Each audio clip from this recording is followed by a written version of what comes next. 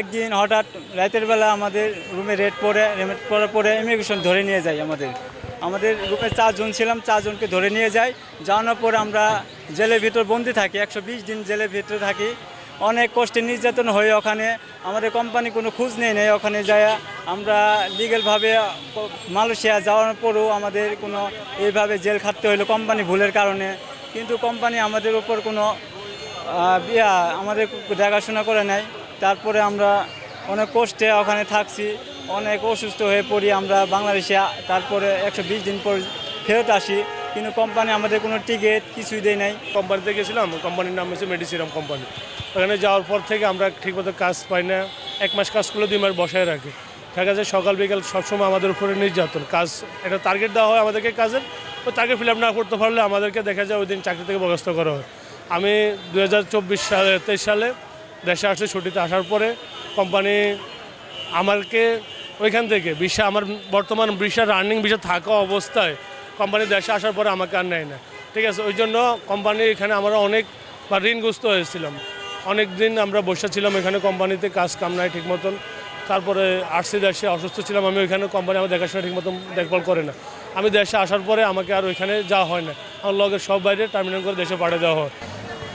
আমি 2023 সালের কলিংয়ে মালয়েশিয়া যাই দালালের মাধ্যমে। দালাল আমার থেকে 7 লাখ টাকা নিয়েছিল। হ্যাঁ, ভালো কাজ এবং ভালো বাসস্থানে এবং ভালো স্যালারির কথা বলে আমার কাছ থেকে টাকা নিয়েছিল। কিন্তু আমি মালয়েশিয়া যাওয়ার পরে কোম্পানি আমাদেরকে ঠিকমতো ভিসা দেয় নাই, কোম্পানি আমাদের থাকার ভালো ব্যবস্থা করে নাই এবং মাসে মাসে স্যালারি ঠিকমতো দেয় নাই। হ্যাঁ, তারপরে আমাদেরকে আমাদের পাসপোর্ট জব্দ করছিল, আমাদেরকে পাসপোর্ট সময় মতো ফিরিয়ে দেয় নাই, আমাদের ভিসা প্রতি বছর নবায়ন করে নাই।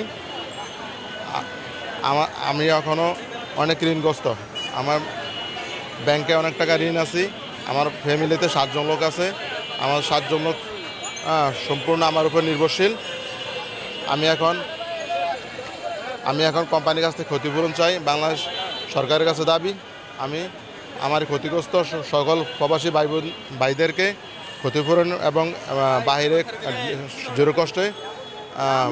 জোর কষ্টে পাঠানোর জন্য সরকারের কাছে দ্রুত আবেদন জানাচ্ছি। জি, 2.5 বছর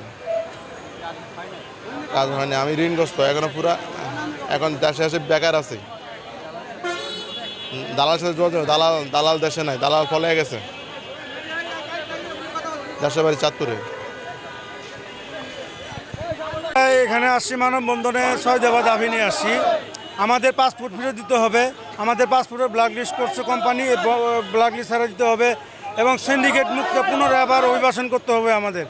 এবং আমাদের যে ক্ষতিগ্রস্ত শ্রমিক আছে বিদেশ ফেরত প্রবাসী, তাদেরকে পুনরায় একটা ব্যবস্থা করতে হবে যাতে পুনর্বাসন করতে পারে। প্রথম দাবি হচ্ছে আমাদের পাসপোর্ট ওখানে মালয়েশিয়া ইমিগ্রেশনও জব্দ আছে, ওটা ফিরে দিতে হবে। দ্বিতীয় দাবি, আমাদের পাসপোর্ট ব্ল্যাক লিস্টে রাখছে, ওটা ব্ল্যাক লিস্ট ছাড়াতে হবে। তৃতীয় দাবি হচ্ছে আমাদেরকে পুনর্বাসন দিতে হবে এবং কি আমাদের যে কোম্পানি যেভাবে আমরা ক্ষতিগ্রস্ত হয়ে দেশে ফিরে আসছি, আমাদেরকে আরেকটা ক্ষতিপূরণের ব্যবস্থা করতে হবে।